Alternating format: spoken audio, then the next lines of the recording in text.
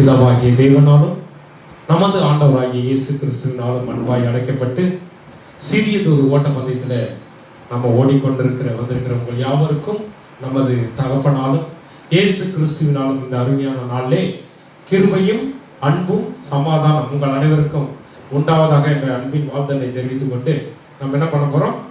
அப்பாவை பத்தி தெரிஞ்சுக்க போறோம். அப்பாவை பத்தி தெரிஞ்சுக்க போறோம். இப்ப இந்த உலகத்துல நாம நம்மளுக்கு பிடிச்ச குலதெய்வத்தை வருஷம் ஒரு தாண்டி போய் கும்பிடுறோமா இல்லையா? கும்பிடுறோம். ஆனா அந்த தெய்வம் நம்முடைய கண்ணீரை, நம்முடைய வேதனைகளை, நம்ம எதிர்பார்க்கிற நம்முடைய கணவர் இப்படி மாறணும், என் கணவர் குடியில்லாம இருக்கணும், என்னுடைய உணர்வுகளை புரிஞ்சிக்கணும் அப்படின்னு நினைக்கிறோம். வேண்டிட்டு வரோம். ரத்தம் காவும் என்ன, நம்ம கோழி தருவோம், என்ன அதான தருவோம், கொடுத்துட்டு வருவோம். ஆனா வந்து கூட ஒரு சமாதானம் இல்லையே. ஒரு சமாதானம் இல்லாத ஒரு வாழ்க்கைய அந்த தெய்வம் கொடுக்குதுன்னா அதை என்ன பார்க்குதா?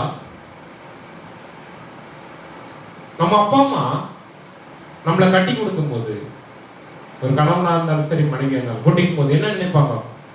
என் பொண்ணு போற இடத்துல சந்தோஷமா இருக்கணும், அவ கண்ணீர் விடக்கூடாது,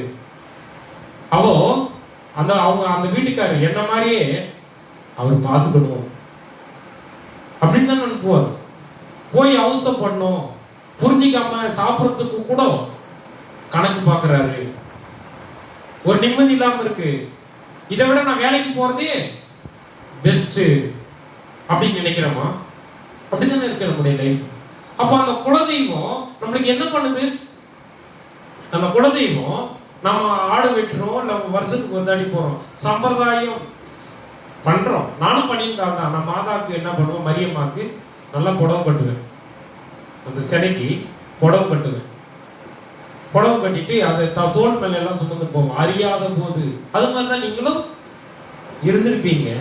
ஆனா நம்மளுக்கு பாருங்க, ஒரு சொந்த வீடு இல்லை.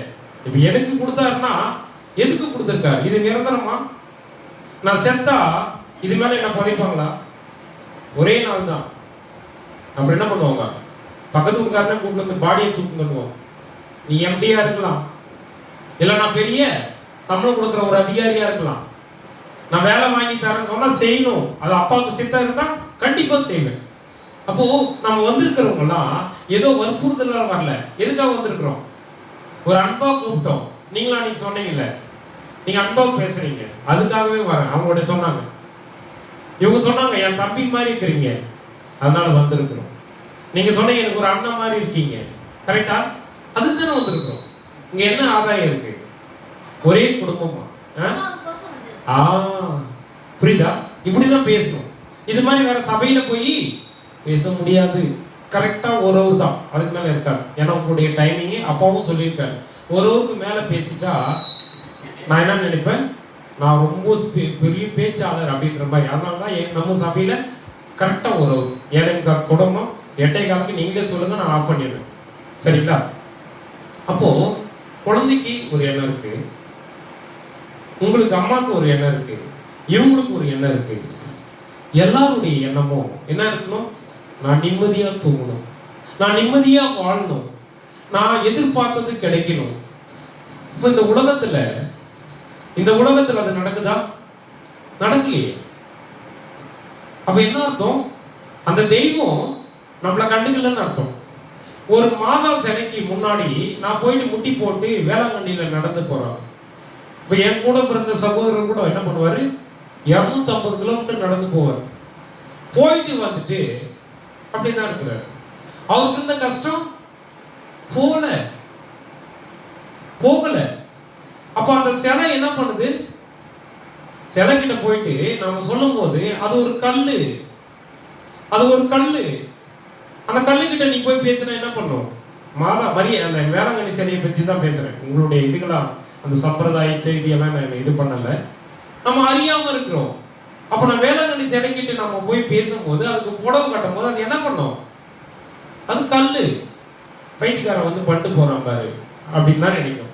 நம்ம கஷ்டத்தை சொன்னா, ஒரு மனுஷன் கிட்ட சொன்னா நான் என்ன பண்ணணும்? இப்போ சிஸ்டர் சொன்னீங்க, என் தம்பி மாதிரிங்க, ஒரு 2 வயசு சின்னவன் தான். கேட்கிறோம், காது கொடுத்து கேட்கிறோம். அந்த சிலை கல்லுக்கு காது இருக்கா? இல்லையே, காது இல்லையே. ஏசாயா 1ஆம் அதிகாரம் எடுத்து கொஞ்சம் படிக்குமா? ஏசாயா 1 அதிகாரம் ஒரு வசனம் வரும், அதை படிச்சுட்டு நம்ம உள்ள போனோம். ஏன்னா தெரியாம வந்து இங்க உட்காந்துட்டு ஏதோ வந்து போனோம் அப்படின்னு இருக்க கூடாது. நாங்க வந்தா எங்க அப்பாவை பத்தி தெரிஞ்சுக்கணும். என்ன பேசுற தெய்வம், பேசுற தெய்வம் நம்ம அப்பா இங்க இருக்கிறார். படிமா, மைக்ல படிக்க பார்க்கலாம். வர முதல் வசனத்தை படிக்க. ஆமோத்சின் குமாரனாகிய ஏசாயா, யூதாவின் ராஜாக்களாகிய உசியா, யோதாம், ஆகாஸ். சரி, ஒரு செகண்ட், 2வது வசனம் படிக்கும். வானங்களே கேளுங்கள், பூமியே செவிகொடு. கர்த்தர் பேசுகிறார், கர்த்தர் பேசுறார். நம்ம அப்பா பேசுறாரு. இதுதான் அப்பா பேசுறது. எனக்கு தரிசனத்துல ராத்திரில வந்து எனக்கு சாமி வந்து ஆடி குறி சொல்லுவாங்க, பாத்திருக்கியா? ஆனா ஒரு வெறி நாயை விட்டா ஆத்தா வர்றது அடங்கிடும். பாத்திருக்கியா? பாத்திருக்கீங்களா? ஒருத்தருக்கு ஆத்தா சாமி வருதுன்னு ஆடுவாங்க. ஒரு வெறி நாய் கடிக்கு வந்தா அந்த ஆட்டம் நின்றுடும். அது பெண்டிகாசு சபையிலையும் சரி, நம்ம ஆத்தா மாரியத்தா அந்த கோயிலையும் சரி, குறி சொல்லுவான். எவனோ குத்தத்துக்கு வந்தானா எழுந்து ஓடிடுவான். எல்லாம் பிசாசுனுடைய வேலையாட்கள். புரியுதா? இப்போ நம்மளுக்கு ஒரு குலதெய்வம் இருந்தா என்ன பண்ணும்? நம்மளுக்கு ஒரு குலதெய்வம் இருந்தா நம்ம பேசுறது, நம்ம உண்மையான அப்பா, நம்முடைய உண்மையான அப்பாவா இருந்தா என்ன பண்ணுவாங்க? கேட்பாங்க. கேட்டுட்டு என்ன பண்ணுவாங்க?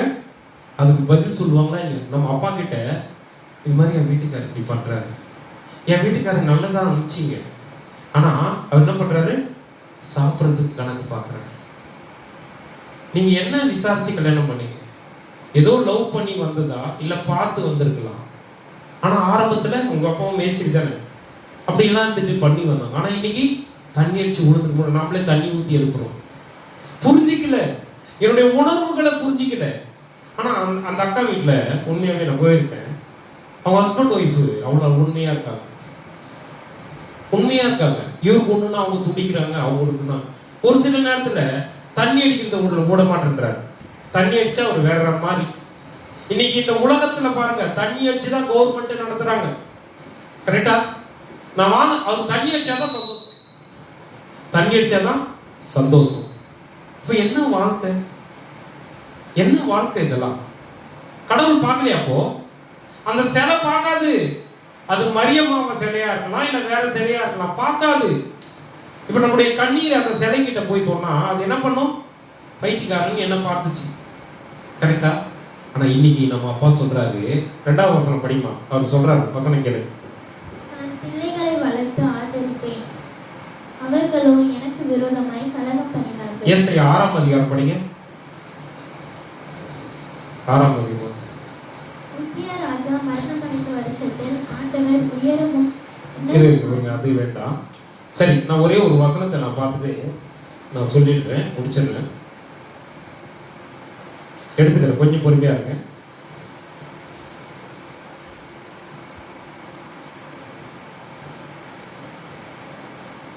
சரி, 1 அதிகாரம் 3ஆம் வசனம் படிக்கலாம். 1 அதிகாரம் 3ஆம் வசனம். அதுதான் வந்துச்சு, எனக்கு ஞாபகம் இல்லைன்றதுனால படிக்கலாம். மாடு, ஒரு மாடு தன் எஜமானையும் என்ன சொல்றது தெரியுமா? ஒரு மாட்டு, ஒரு ஜல்லிக்கட்டு இருக்கு, வேற எவனா வந்தா தூக்கி போட்டுருவோம், தூக்கி. ஆனா அந்த ஓனர் போனா, அந்த அந்த வீட்டுல வளர்ந்த அந்த குழந்தை போனா அது என்ன பண்ணும்? கம்முன்னு அப்படியா. ஜல்லிக்கட்டு மாட்டுக்கே ஓனர் யாருன்னு தெரியுது. அடுத்து